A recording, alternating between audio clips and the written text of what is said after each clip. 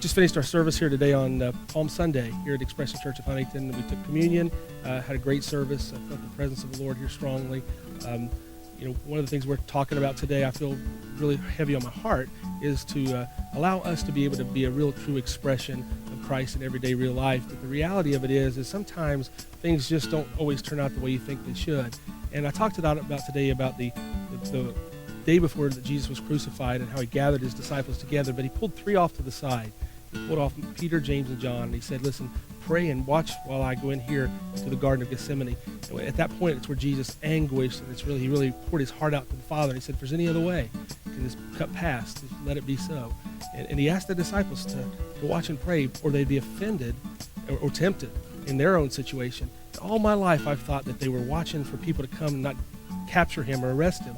But in reality, what I've learned is he actually wanted them to watch and pray as he demonstrated how to be true and real to the Father. So they could have been watching him as he was expressing his heart to the Father, telling him how he felt, the anguish, the hurt, the pain, all the struggle, the anxiety, the fear, everything that Christ was feeling at that moment.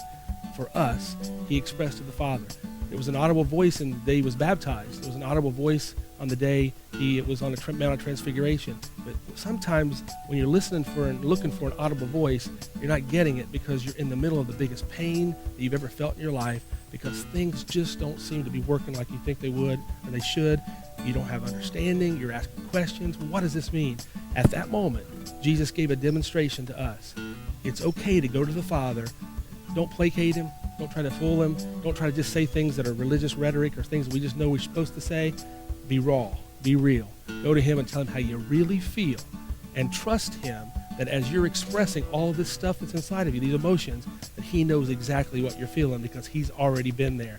His Gethsemane experience was a foreshadow and an example for us to be able to show how we communicate with the Father when we can't hear him, when we can't feel him, that we know something's not just the way it should be, and we don't have answers. We're looking for him.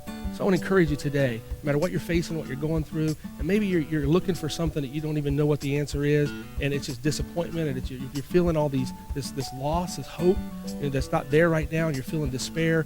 I just want to encourage you, he is the Father that wants to hear those things. Don't hold back.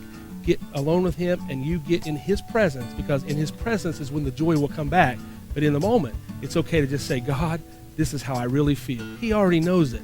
All he wants to do is communicate with you at a level that's down in the core, that's deeper than you've ever felt before. He's the God that wants to redeem your emotions too. He doesn't bypass your emotions and your feelings. He wants to redeem them. So allow him to get down in the core and say exactly what you feel, how you feel. You're not having to blame God. You're not having to put it on him. All we're doing is saying, God, we don't understand. And God, we want to hear you because we know here's how we feel. And God, in his faithfulness, will turn whatever that looks like into something one day that we'll be able to walk out with his strength, because in his strength, in our weakness, his strength is made perfect.